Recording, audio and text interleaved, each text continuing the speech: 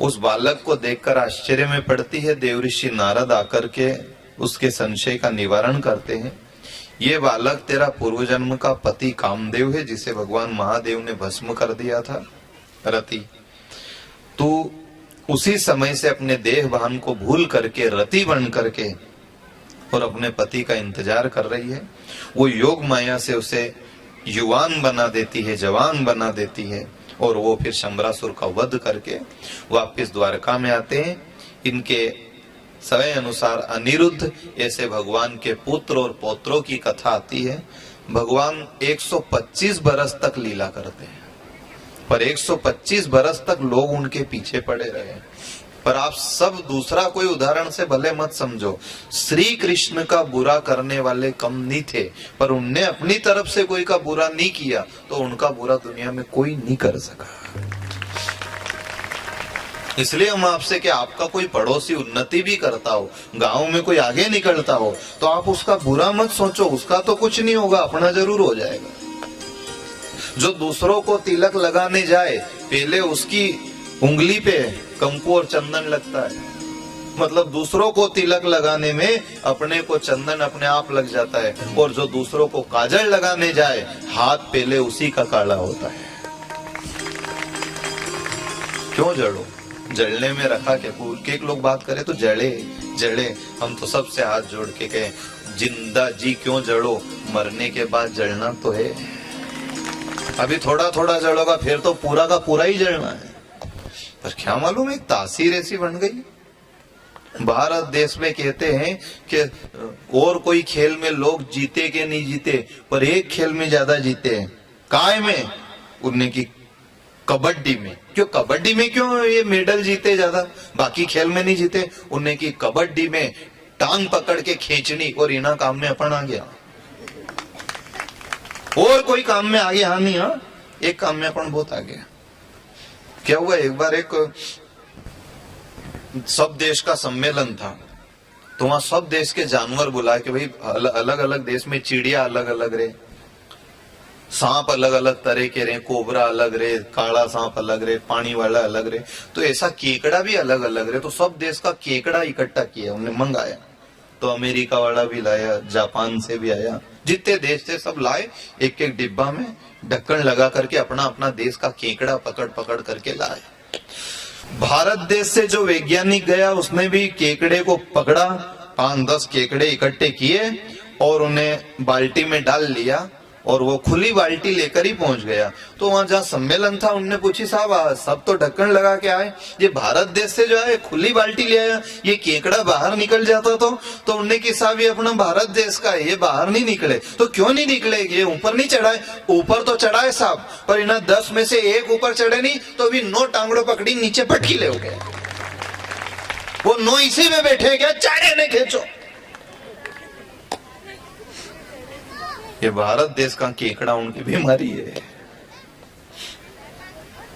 इसलिए अब ये आयोजन तो बहुत आनंद से आपने कराया, पर एक और सुन लो, भले कभी कभी कि भाई समिति का स्वागत करा दो, कार्यकर्ताओं का स्वागत करा दो, इनका कितना ही स्वागत कर दो, इनका तो फजीता ही होना है बेचारा उनका। ये जो हम भी कभी कभी कथा में कहते हैं कि कथा बांटने वाले को भी हम आए 12 बजे चले गए, ये 7 दिन पूरे हो गए, कथा पूरी हो गई, चले गए। अब जो बाद में सारी व्यवस्था जमानी वो कार्यकर्ता की, जिनने खांधे माथे लिया। इतना बड़ा आयोजन हो जाए, कोई ऐसा थोड़ी है कि सब धन्यवाद दे देंगे, वाह वाह साहब आपने बहुत अच्छा आयोजन कराया, आपको बहुत बहुत धन्यवाद है कि आपने गांव के लोगों को कथा सुना दी है। ये भले अपन माइक से कह देंगे, पर जिनने भी अपना गांव में कथा कराई है, उनसे पूछना बाद में क्या होए, कथा होने के तुरंत 1-2 दिन बाद ही महिला होना है ढूंढती ढूंढती, क्यों हमारे एक स्टील को डब्बू वहां खोई गयो, ला दो। इतनी बड़ी कथा कराई, उनके तो डब्बा को ढक्कन खोई गयो, ढूंढ लो बस। ये जो कार्यकर्ता बने, इनको इसलिए हम साधुवाद देते हैं कि ये कथा का महीना 2 महीना पहला से सबकी हाथा जोड़ी करे, और कथा का महीना भर बाद भी हाथा जोड़ी करनी पड़ती है। इसलिए हमसे ज्यादा परिश्रम इनका है। हमारे जैसे कई आकर के चले जाएंगे, पर वास्तव में यहाँ हम हमारी तरफ से तो योग्यता नहीं रखते हैं, पर भगवान द्वारकाधीश की तरफ से आपको खूब आशीर्वाद देते हैं। कि कल आपको प्रसंग बताया था कि घिसाने के बाद भी यदि बुरा बने तो बुरा भगवान को ही चढ़ेगा, कहीं गलत जगह नहीं जाएगा। इसलिए इस संसार में अगर रहना है तो सहना जरूरी है। जिसको सहना आ गया उसको रहना आ गया। और इसका सबसे बड़ा उदाहरण है भक्तराज सुदामा। एक दो दिन नहीं सहा उसने, जीवन भर सहा, पूरी जिंदगी हो गई सहते सहते सहते, सारा जीवन बीत गया। और जब महा दुखी हो गया तब कोई ने की कि अब एक काम करो, आपने बहुत सहन कर लिया, अब आप भगवान के पास जाओ जिनसे आपका परिचय है। सुदामा ने कहा वो सुनेगा, मैं कभी तो नहीं गया, सुनेगा, आप जाओ। सुदामा 3 मुट्ठी चावल पड़ोस से मांग करके और कपड़ा में बांध कर पोटली लेकर के भगवान के द्वार पहुंचा। भगवान ने जहां सुना कि सुदामा आए, सारा राजपाट त्याग करके नंगे पांव दौड़ पड़े और प्रभु ने उसे अपने हृदय से लगा लिया। और कहते हैं गंगा जल और जमुना जल से चरण नहीं धोया, अपने आंसू की धार से उसके चरण धोकर के सारे पाप समाप्त कर दिए। और तिलक लगाते लगाते किस्मत का ताला भी खोल दिया, क्योंकि यही ताला लगा हुआ था। उसने तिलक लगाया और कह दिया जा, आज के बाद कोई चीज की कमी नहीं आन दूंगा। पर सुदामा श्री कृष्ण के यहाँ गए और उनने मुट्ठी भर चढ़ाया। इधर लक्ष्मी से कह दिया कि लक्ष्मी तू तुरंत सुदामा के गांव चली जा। तो लक्ष्मी ने की क्यों, महल बना दे इसका, झोपड़ी नहीं रहनी चाहिए। लक्ष्मी गई सुदामा के गांव, रुक्मणी गई और दरवाजा खटखटाया। सुशीला जी आई, कौन आप? इन्हें मैं महारानी लक्ष्मी, कैसे आना हुआ? मुझे द्वारकाधीश ने भेजा है आपका महल बनाने के लिए। तो हाथ जोड़ करके क्या कही सुदामा जी की पत्नी ने कि क्यों भेजा है, हमने कुछ ऐसा दिया क्या? तुम्हारे पति ने 3 मुट्ठी चावल दिए। तो क्या कही उसने कि वो चावल हमारे नहीं थे, उनमें गांव का भी हिस्सा था, इसलिए पहला गांव का गरीब लोगों का मकान पक्का बनाओ, उसके बाद हमारा बनाना। और अपना घरे आती नहीं तो अपन न्यू कहता कि पड़ोसी को है डबल मंजिल पहला वो डलडाओ, फिर हमारो बनाओ। ने बोले हमारो बनाओ तो बनाओ, मत बनाओ, वो डलडा ही नहीं, चले जाओ तुम तो।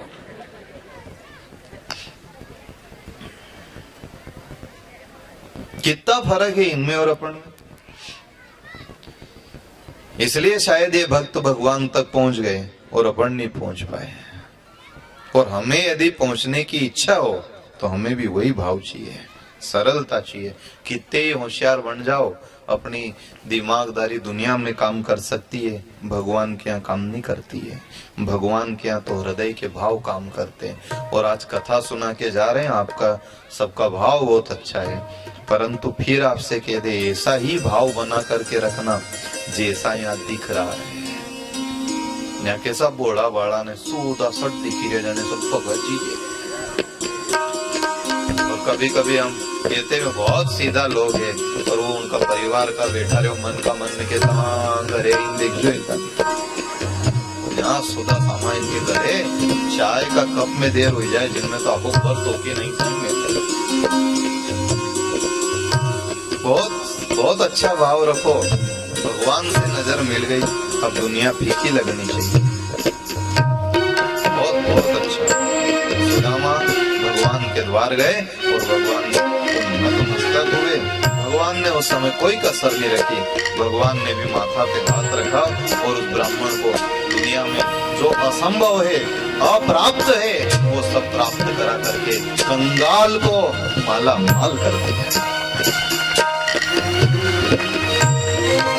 भगत घबराने की जरूरत नहीं है, अब आनंद करो और सदा इन चरणों से जुड़े रहो, कभी इन चरणों से दूर दूर मत होना।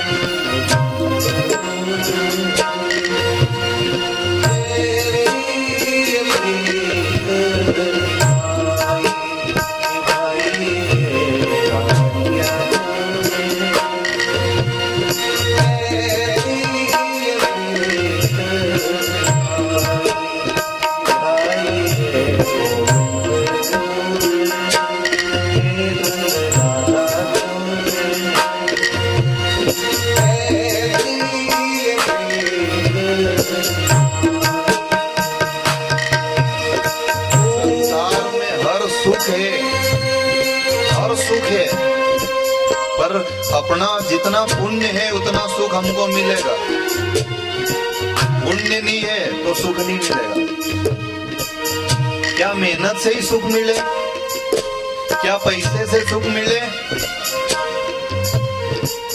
अरे सुख उसकी कृपा से मिले। नहीं मानो तो प्रमाण ले लो। एक आदमी हट्टा कट्टा शरीर, स्वापो बंध्यो माथा पे, मोजड़ी पेरी अच्छी बढ़िया, और निकला। एक गरीब ने पूछी ली, साहब आपके पहचाने नहीं?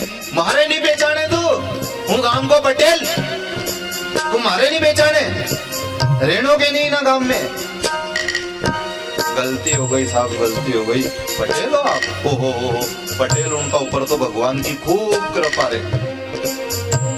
कैसी कृपा भगवान की? खूब भैंस गाय ने दूध का टंका भराए ने, तुम्हारे यहाँ तो चाय भी अच्छी पीता होगा, क्योंकि उन्होंने सोचे कि अब अपन से केवई तो की कि तुम्हारे नहीं पहचाने। अब ये ना बात के कहेंगे जमाड़ो नहीं तो पटेल बा निकाल देगा गाँव में। क्या आपके यहाँ तो दूध की भी कमी नहीं, ने आपके यहाँ तो घी की भी कमी नहीं, ने राम जी की मौज खूब दूध पीता होगा। तो पटेल ने जी इसमें भगवान का क्या योगदान है?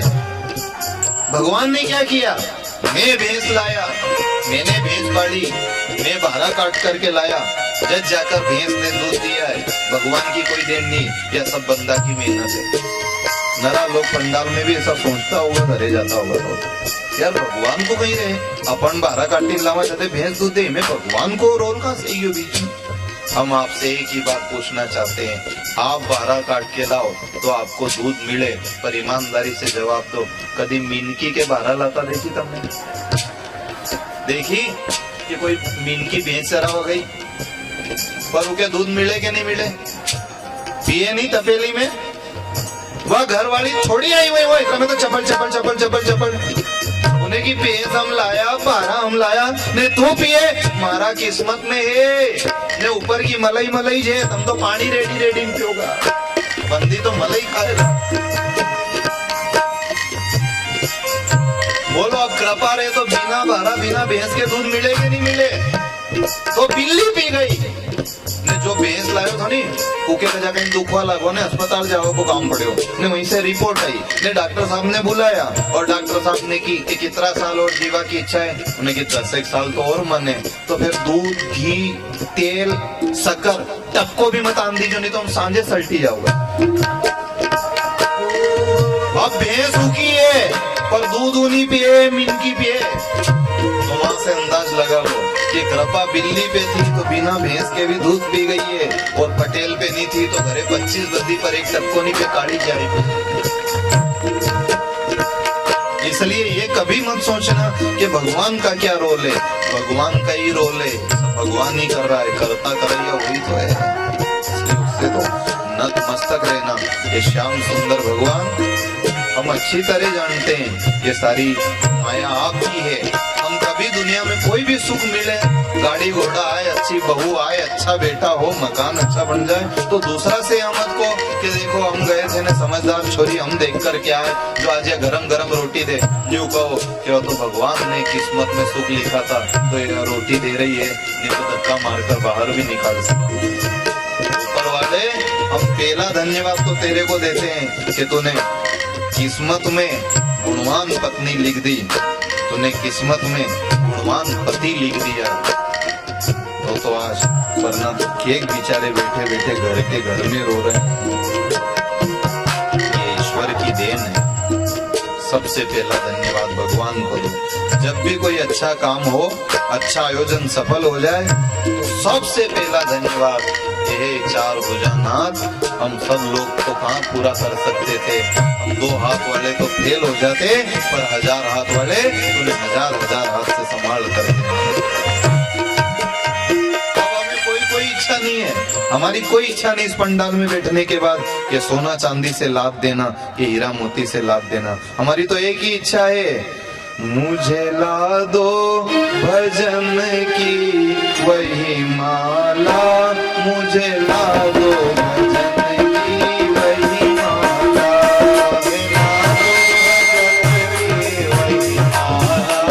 मुझे ला दो भजन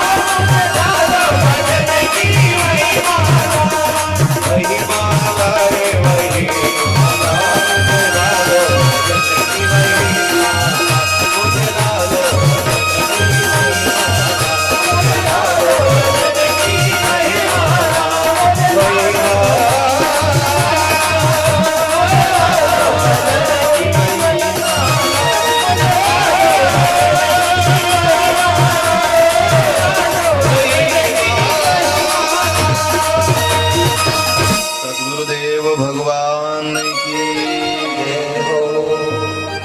इतने भक्तों के परमात्मा काम में आए, वो अपने काम में जरूर आएगा। और उसका एक प्रमाण कि क्या वो आज भी काम में आए, और क्या जो हम संसारी हमारे भी काम में आए, बिल्कुल। पर कोई इशारा में समझे तो। अभी मान लो कथा पूरी हो और कोई एक गांव से दो व्यक्ति आया और वो भीड़ में एक दूसरे से मिल नहीं पाए, ढूंढ नहीं पाए, कौन कहाँ खड़ा है, कौन गांव बाहर निकल गया, तो फिर वो चलते समय एक दूसरे को टेलीफोन लगाए, मोबाइल करे, तो वो कहें आप इधर आ जाओ, वो क्या आप कहाँ खड़े हो, मुझे नजर नहीं आ रहे, तो फिर वो जो देख ले वो सामने वाला, तो क्या ये हाथ ऊंचो करी जो आई देख, ये आई देख, एक हाथ ऊंचा करे और एक हाथ ऊंचा करें मतलब इधर आ जाओ, ये हाथ देख लो। और कभी कभी श्रीनाथ जी जाओ, नाथ द्वारा जाओ, और नाथ द्वारा जाओ और उन भगवान की मूर्ति को देखना गौर से। दिन में देखोगे तो श्रृंगार कर देते हैं, ढांक दे, नजर नहीं आए, पर सुबह का पहला दर्शन, मंगला दर्शन करना, तो वो यूं ही खड़े हैं, एक हाथ यूं है, कोई ने की यूं हाथ क्यों करे, उड़ने की कही जाए कि यहीं जाओ, आई जाओ, यहीं आओ, मैं यहीं खड़ा हूं। जिन जिन को सूझ पड़ रही है वो सब इधर आ जाओ, तो मैं बात नहीं बिगड़ने दूंगा, मैंने कभी किसी की नहीं बिगड़ने दी है। ये नाथ द्वारा की छवि है, मंगला दर्शन है।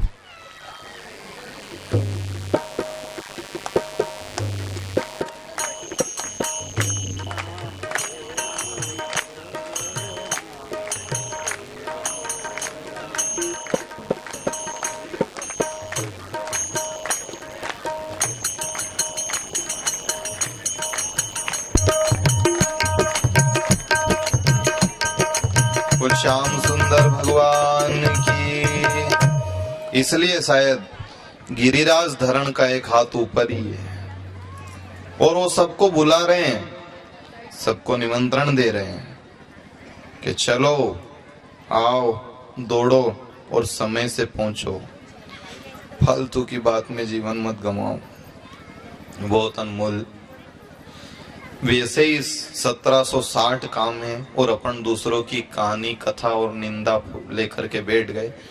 अपनी ही पूर्ति नहीं हो रही अपन से, तो दूसरा की कहाँ पूर्ति करें। दूसरा की बात ही क्यों करो। पहली बात तो हम आपसे निवेदन करें, जिनका घरे 10 लीटर दूध रोज को, वो दूसरा घर से आधा लीटर क्यों उधार लाए। जिनका खेत पे 2 बीघा की सब्जी, वो सब्जी वाला से सब्जी क्यों ले। सब्जी वाला पूछे भी सही कि सब्जी लेनी क्या, तो झट के दे, हमारे तो घर की जे, दूध घर का जे। ऐसा कोई आए और कोई की चुगली करने बैठे कि उनमें या बुरे, उनमें या बुरे, तो झट के देना, हमारा सामने मत करो, क्यों, हमारे तो घर की नरी है। खूब है, राम जी की मौज है, 20 बीघा को खेते, हम दूसरा की कहां बात करें, अपना घर की बहुत।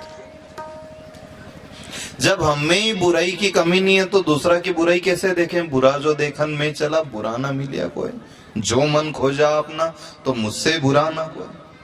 जब अपने ही ढेर है तो अपने को दूसरों की बात कभी नहीं करना चाहिए।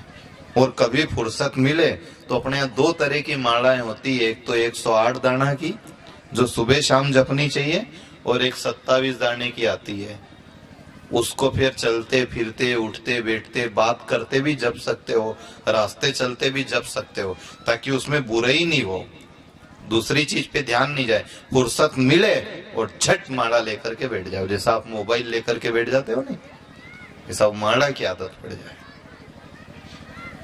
108 जो जपते हो वो तो अलग है, ये अलग है, ये चलते फिरते का भजन है, सोते जगते का भजन है।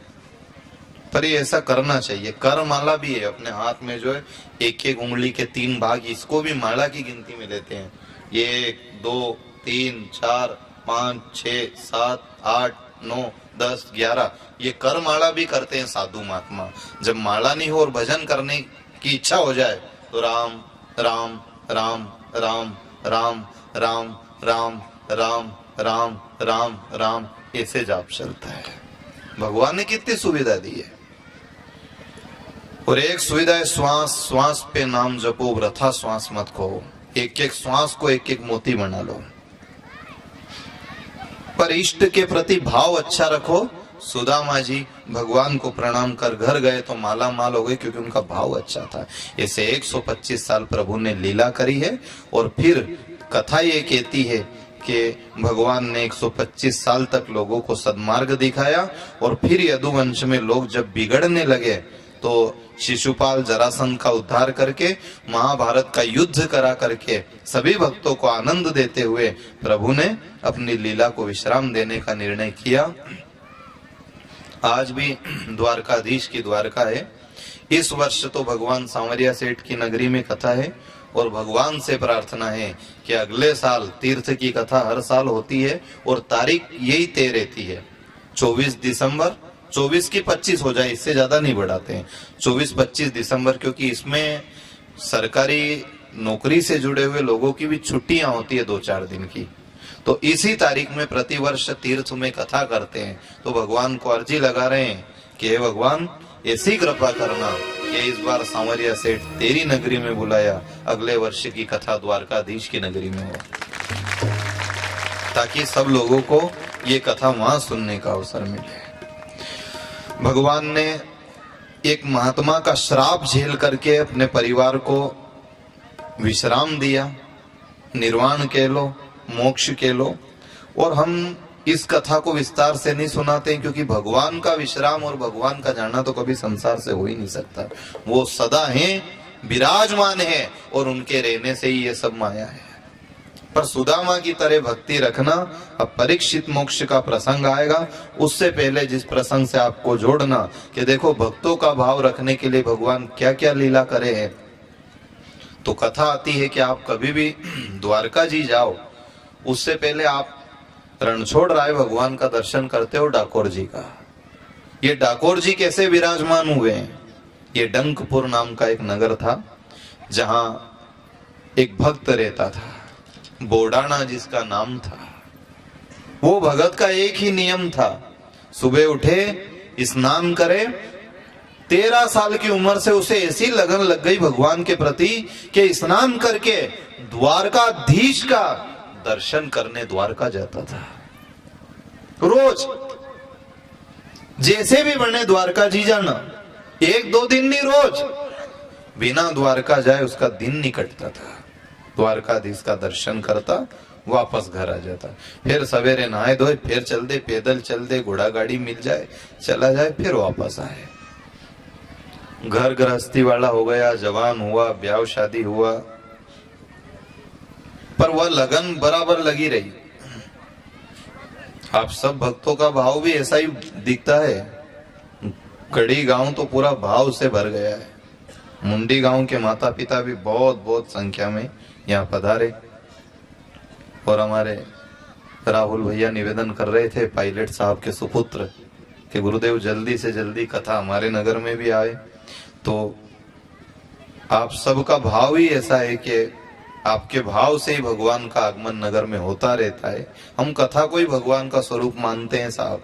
आज के युग में भगवान की कथा ही भगवान का स्वरूप है। ऐसे सभी भक्तों को हम एक बात कह दें, धन से कभी भी इसे मत तोलना कि धन से कथा होती है या पद से होती है या तैयारी से होती है। हम तो ये मानते हैं कथा जब भी होती है गांव में भक्तों के भाव से होती है। भाव से, जिनके भाव चरम पहुंचे हैं उनके यहाँ भगवान का आगमन हो जाता है। ये कथा और सत्संग के रूप में ठाकुर जी विराजमान हो जाते हैं। 7 दिन मेहमान की तरह रहते हैं। तो उस भगत को ये दर्शन करते करते करते करते जीवन बीत गया। 13 साल की उम्र से भजन करने लगा। पर देखो परमात्मा भी आसपास वालों का बहुत अंदाज देखिए। वो गृहस्थी अच्छी, पर भगवान ने कोई औलाद नहीं दी। पत्नी सदा कहती थी, पति देवता बुढ़ापा में अपना सहारा कौन बनेगा? तो एक ही बात कहता कि द्वारकाधीश हमारा सहारा है। जब बेटा की जरूरत पड़ेगा तो बेटा भी बन जाएगा, तू घबरा मत। पर मेरी लगन लगी भगवान से, वो टूटनी नहीं चाहिए। 83 साल की उम्र हो गई, 83 साल की। एक ही भाव में जीवन जीते जीते। और घुटनों ने जवाब दे दिया, चला ही नहीं अब। और एक दिन पत्नी से कहने लगा, गरीब भगवान का दर्शन का नियम में कुछ कमा भी नहीं पाया वो, ना अच्छा मकान बना पाया, ना उसे रकम बना पाया। बस एक लगन, वो जल्दी उठे, उसका कपड़ा तैयार कर दे, झोला पकड़ा दे और ये द्वारका जाए, दर्शन करके आ जाए। ऐसा 83 साल बीत गए दर्शन करते करते। बुढ़ापा आ गया, घुटनों ने जवाब दे दिया, अब इतना दूर जाना बहुत मुश्किल पड़े ठाकुर। पत्नी से कहा, क्यों, अब कैसे जाऊंगा, अभी तो और घुटना थोड़ा बहुत साथ दे। जब साथ नहीं देंगे तो क्या होगा। तो पत्नी ने कि एक काम करो नहीं, हाँ बोल, उनके न्याज ले आओ नहीं। किनको, जिनका रोज दर्शन करने जाओ। तू पागल तो नहीं हो, पागल जैसी बात करे।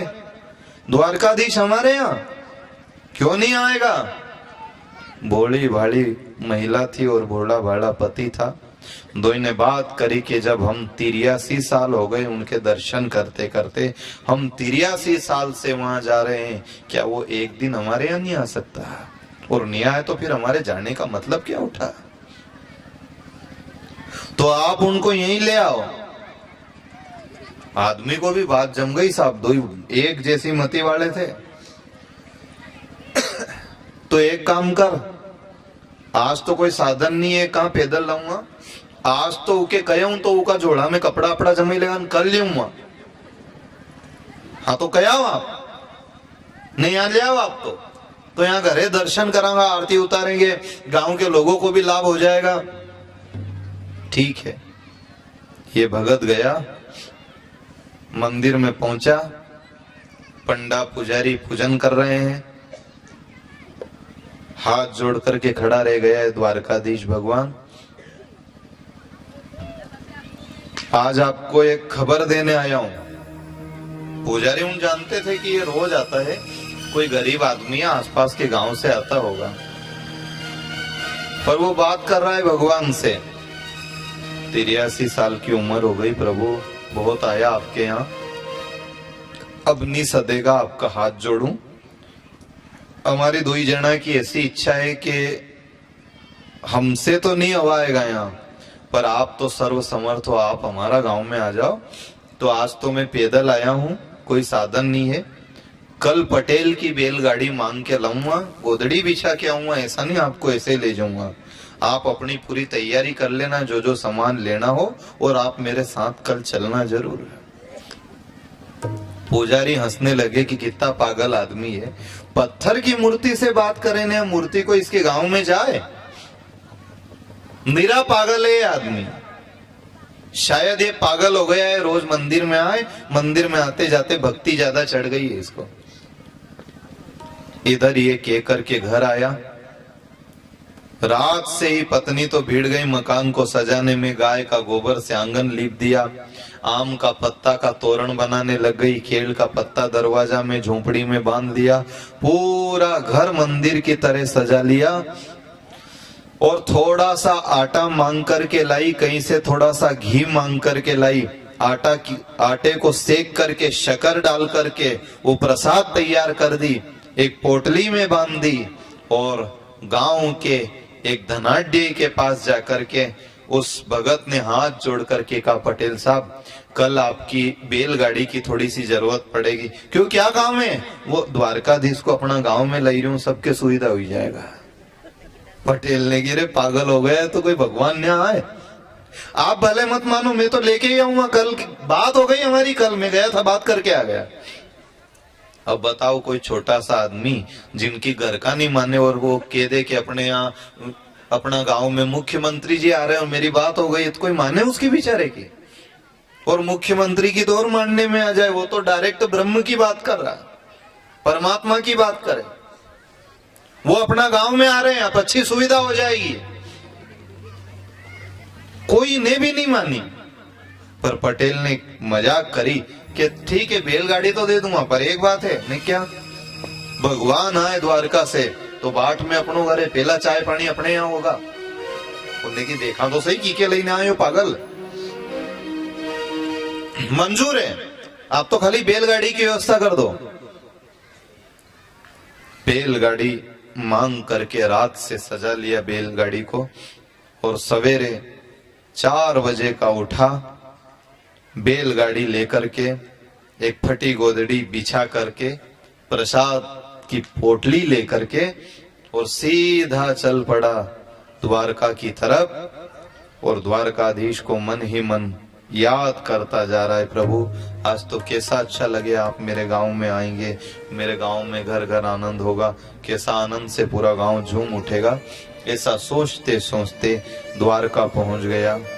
द्वारका में भगवान की श्रृंगार आरती हो रही थी, उस समय भगत वहां पहुंच गया, दर्शन किया, प्रणाम किया, बैलगाड़ी चौराहे पे रोक दी और हाथ जोड़कर कहा, प्रभु आपने अपनी तैयारी कर ली हो तो पधारो।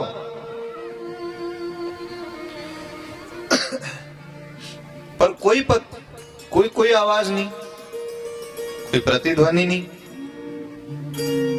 प्रभु द्वारकाधीश सुना नहीं आपने, पधारो, आप बैलगाड़ी ले आया मैं, और खाली आज के दिन के लिए बैलगाड़ी मिली है, कल नहीं मिलेगी, जल्दी पधारो आप। पुजारी जी नाराज होकर आए, पागल है क्या, चिल्ला रहा है बार बार, किससे बात कर रहा है? द्वारकाधीश से। क्या बात करे? इनको अपना गांव में ले जाऊंगा। अच्छा, नहाने धोने का ज्ञान है कि नहीं है? मंत्र याद है कोई भोग लगाने का? भगवान को लेने आया है, बड़ा भगत बन रहा है, चल भाग यहां से, नहीं तो मार मार के भगा देंगे।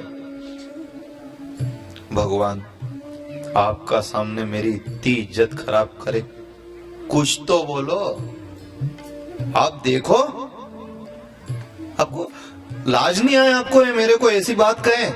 आपके पुजारी जाए जो बोले। सुनो भगवान जल्दी करो। पर फिर भी कोई आवाज नहीं उधर से। बार बार ये अर्जी लगा रहा है, बार बार प्रार्थना कर रहा है, भगवान की प्रतिमा में से कोई आवाज नहीं आई। 12 बज गए, चिल्लाता रहा, मंदिर का पट बंद हो गया, भूखा प्यासा वहीं बैठा पागल जैसा, सुनवाई नहीं हो रही। भगवान करे क्या आज द्वारकाधीश? पट बंद हो गया मंदिर का, फिर भी बैठा है, जिद पे अड़ा है, लेके तो जाऊंगा प्रभु, खाली हाथ तो नहीं जाऊंगा। भक्ति तो उसे कहते हैं साहब जो जिद पे अड़ जाए, और भगत तो वही जो माने नहीं, एक बच्चे की तरह समर्पित हो जाए। पट बंद हो गया, फिर 4 बजे पट खुला, फिर टकटकी लगा कर देखने लग गया, और कुछ उसे नजर ही नहीं आए, बस एक ही धुन, तेरी अखियां है जादू भरी, बिहारी में तो कब से खड़ी, तेरी अखियां है जादू भरी, बिहारी में तो कब से खड़ी, तेरी अखियां है जादू भरी, बिहारी तो कब से खड़ी, तेरी अखियां है जादू भरी, बिहारी में तो कब से खड़ी, तेरी अखियां है जादू भरी, बिहारी तो कब से खड़ी।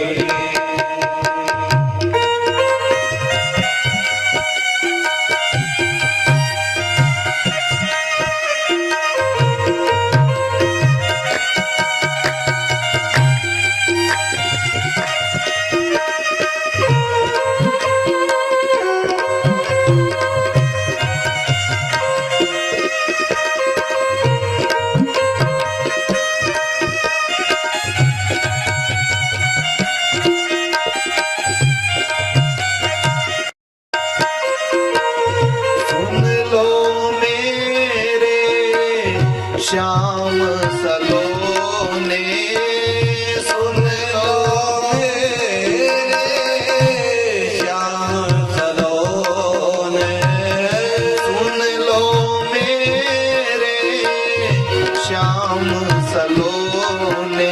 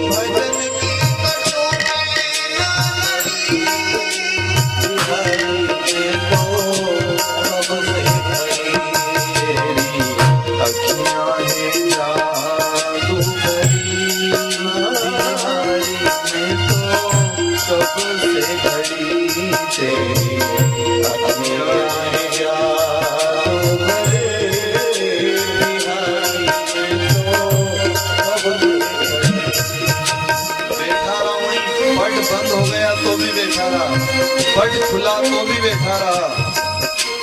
सांझ की संध्या आरती का समय हो गया।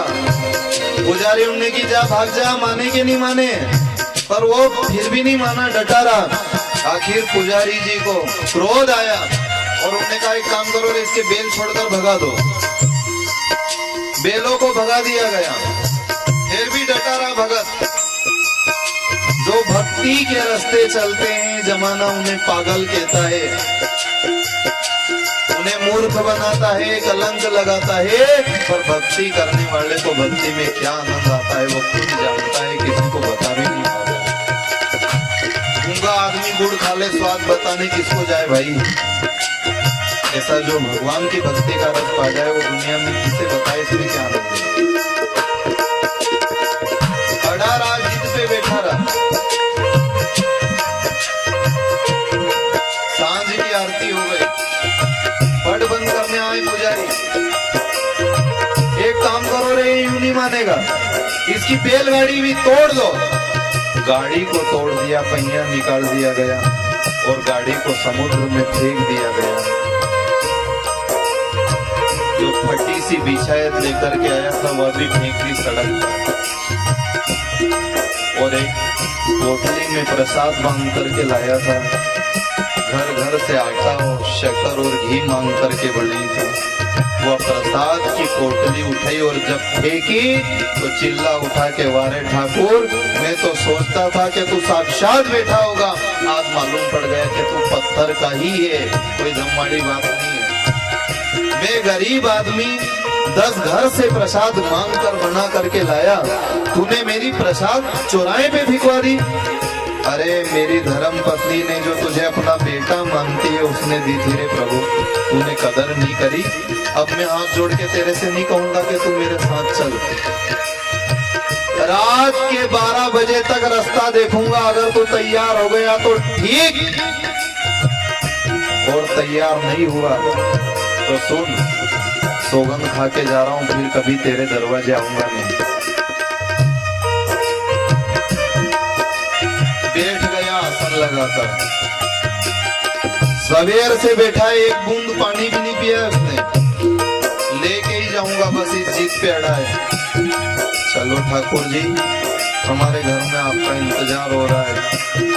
गरीब का घर है भगवान, ऐसा पंखा झेलने वाला नहीं मिलेगा, गादी बिछाने वाला नहीं मिलेगा, पर हम दो ही जनों का भाव बहुत है।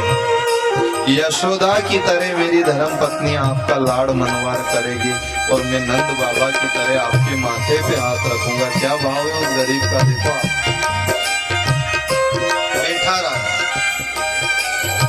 पट बंद करके पुजारी चले गए। उदास हो गया। रात के 10 बजे तक रास्ता देखते देखते 11 बज गए, 12 बज गए, पर मंदिर में से कोई संकेत नहीं हुआ। आखिर तो दुखी होकर के उठा, प्रणाम कर लिया और कहा बस आज आखिरी बार आपको प्रणाम कर रहा हूँ, आज के बाद आपकी चौखट पे कभी नहीं आऊंगा। 83 साल जिंदगी का बेकार गंवाया ठाकुर जी, कुछ नहीं मिला।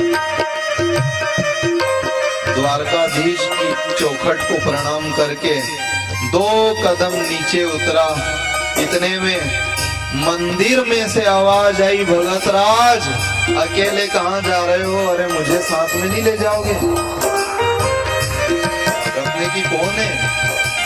और जहां पलट कर देखा तो क्या देखता है कि रात के 12 बज रहे हैं, पर मंदिर के पट अपने आप खुल गए, घी के दिए जल रहे हैं और सिंहासन के ऊपर 12 साल का एक बालक बैठा हुआ है, जिसके माथे पर मोर पंख लगी हुई है और हाथ में सोने की मूर्ति विराजमान है।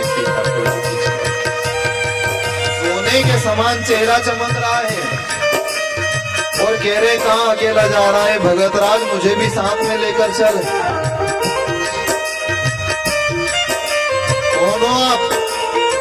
मैं तेरा द्वारकाधीश।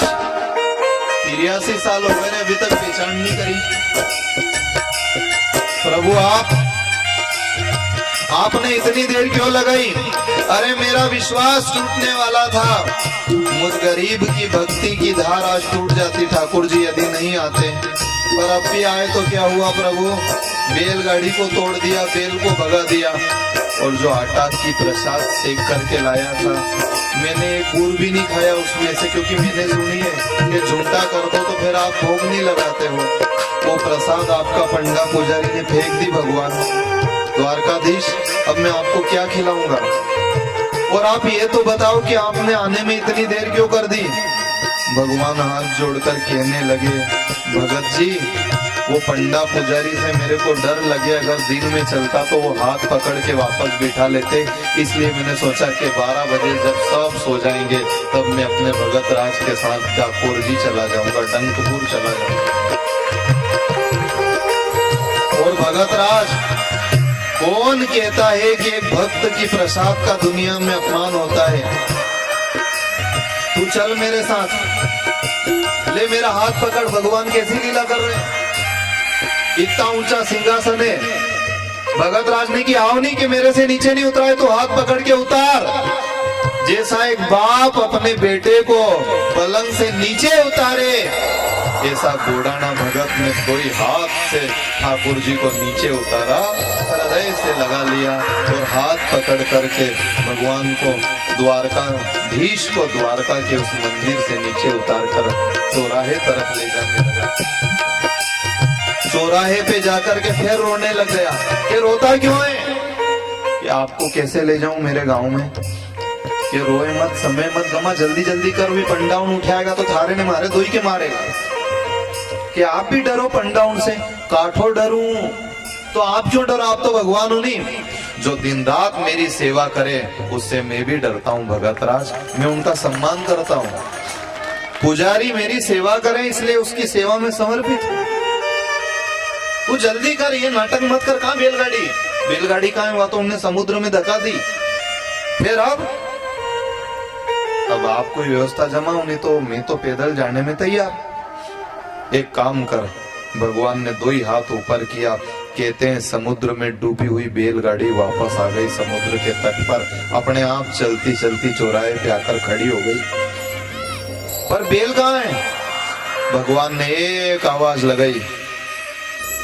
भगवान को गाय बैल की आवाज निकालना तो अच्छी तरह याद है, क्योंकि उनने खूब सेवा करी है। एक टचकार लगाई जिनमें तो बैल दौड़े दौड़े आ गए, सामने खड़े रह गए। बिछायत बिछी हुई थी बैलगाड़ी में, फटी सी एक गोदड़ी बिछा करके लाया था। फिर की भगत तब तो